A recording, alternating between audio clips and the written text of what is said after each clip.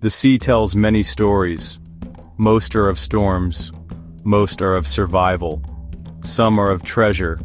Some are of trade. But a few are whispers of the unknown. Tales that linger in the fog of history without a clear ending. The story of the Mary Celeste is one such tale. She was not a grand warship, or a luxurious liner.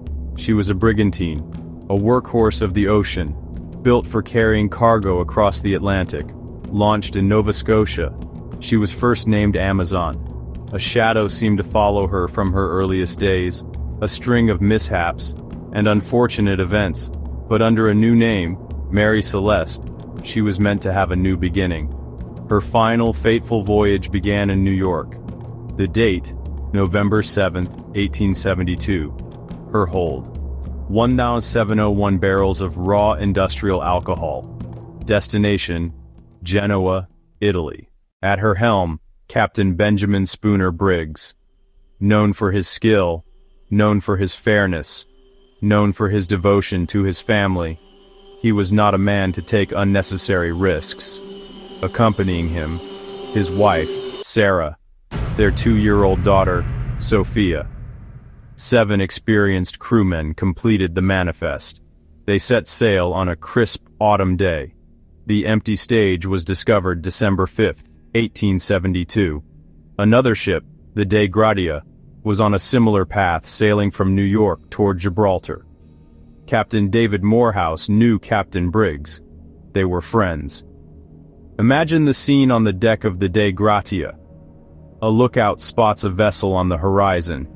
It is moving strangely. Sails partially set, tattered and flapping. The ship is yawing, drifting without purpose. As they draw closer, they recognize the ship, the Mary Celeste.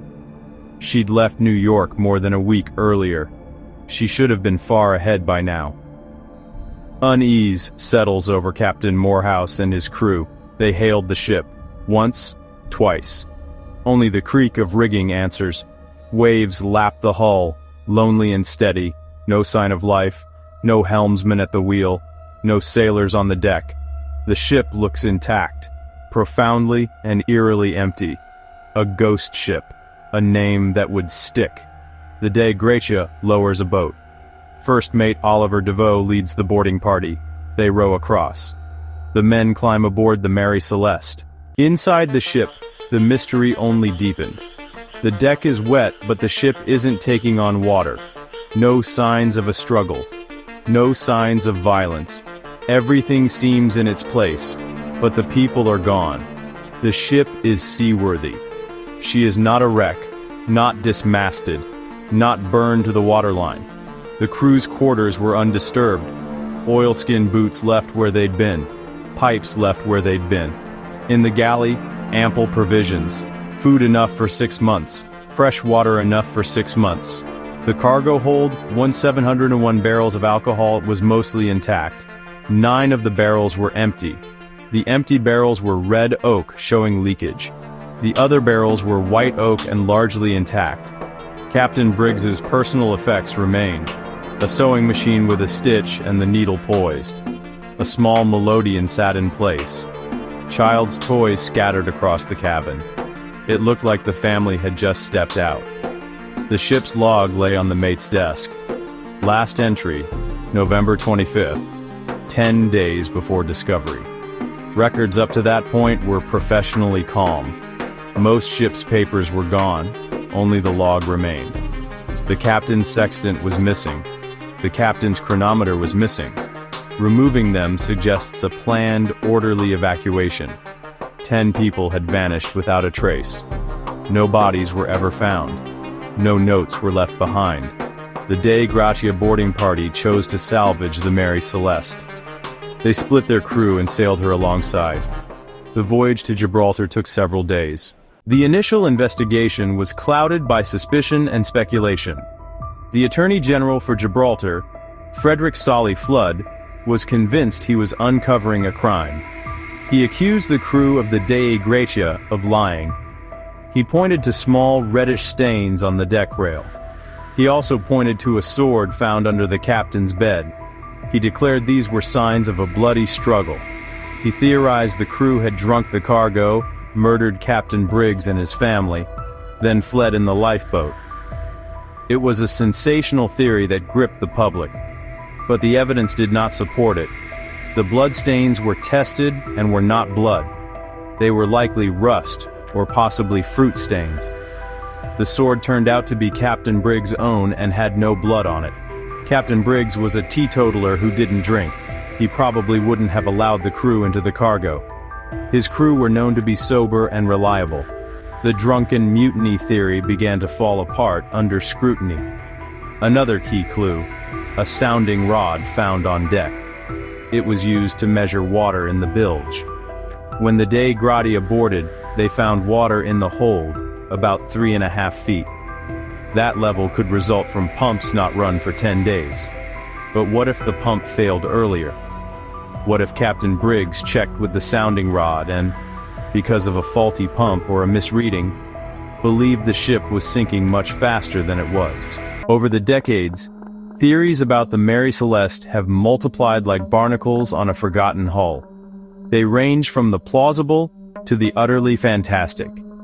One of the most enduring theories centers on the cargo itself, the industrial alcohol. The 9 empty barrels made of porous red oak could have leaked alcohol vapor into the hold. This could have created a highly volatile and explosive atmosphere. Captain Briggs, fearing an imminent explosion, may have ordered everyone into the lifeboat as a precaution. He might have intended to wait at a safe distance to see if the ship would blow and then return once the danger had passed. This alcohol vapor theory neatly explains many of the clues.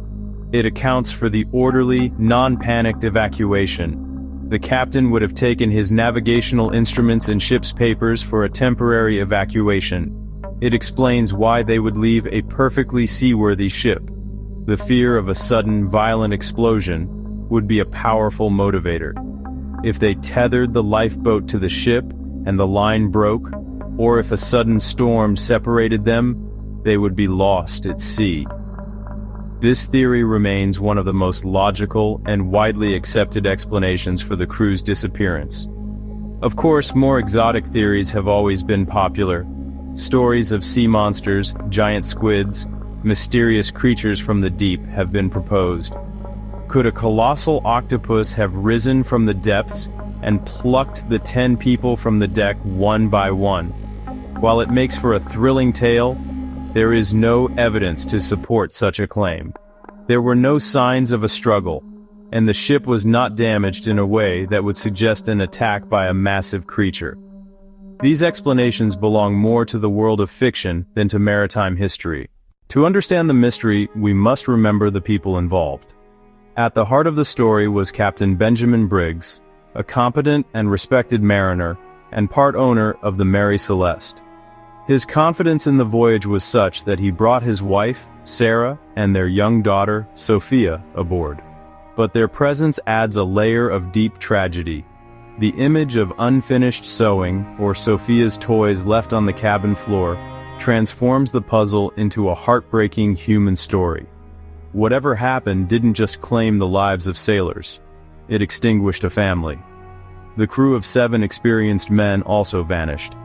Their personal belongings, left behind, suggest a hasty departure, their fate tied forever to that of their captain and his family. So why, after more than 150 years, does the story of the Mary Celeste still hold such a powerful grip on our imagination? It is a perfect mystery.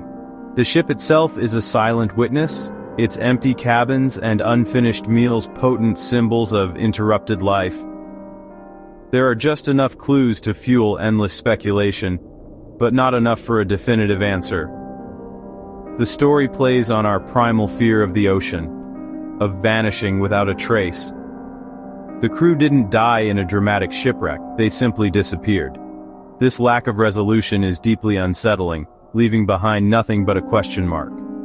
The Mary Celeste has become a myth, the archetypal ghost ship story. Its name now shorthand for an unsolvable puzzle. Ultimately, it reminds us of the limits to our understanding. The final truth belongs to the 10 lost souls and the silent ocean. but the mystery of its voyage will sail on forever, adrift on the endless sea of human curiosity. Thank you for sailing with us through the enduring enigma of the Mary Celeste. If you enjoyed this voyage into the unknown, don't forget to like this video, subscribe to our channel, ring the notification bell so you never miss another mysterious story. What do you think really happened to the Mary Celeste? Was it a natural disaster? A daring escape? Something supernatural? Drop your theory in the comments below. We can't wait to read your ideas. Like, subscribe, comment your theory. See you on the next adventure.